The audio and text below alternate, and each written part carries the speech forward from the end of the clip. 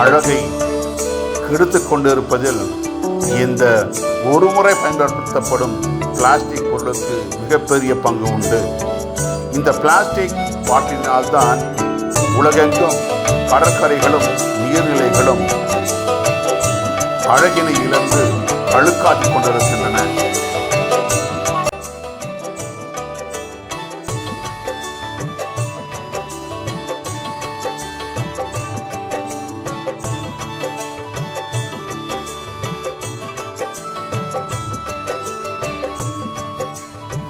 நீங்கள் நினைத்தால் இந்த பிளாஸ்டிக்கை ஒழிக்க முடியும்.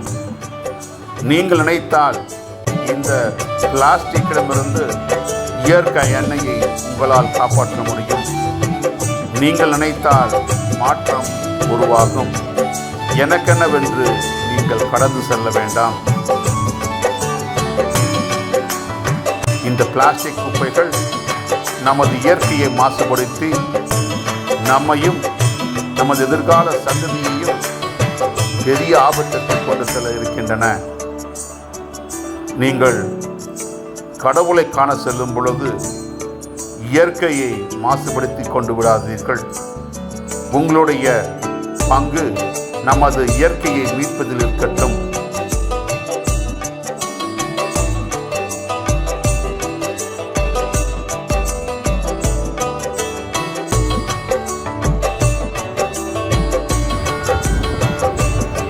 இயற்கையில் கொஞ்சம் இந்த கடற்கரையை காணுங்கள்.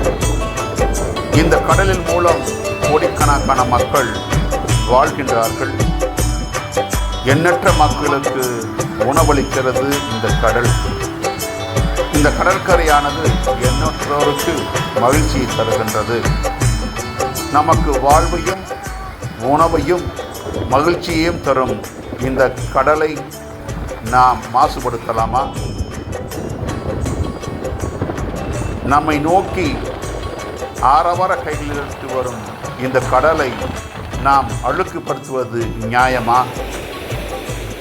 ஒரு முறை பயன்படுத்தப்படும் இந்த பிளாஸ்டிக் பொருட்களை வாங்காமல் இருப்போம். அவற்றை கடல் சென்று அடையாமல் தடுப்போம். இந்த கடலின் உன்னதமான புனிதத்தை காப்போம்.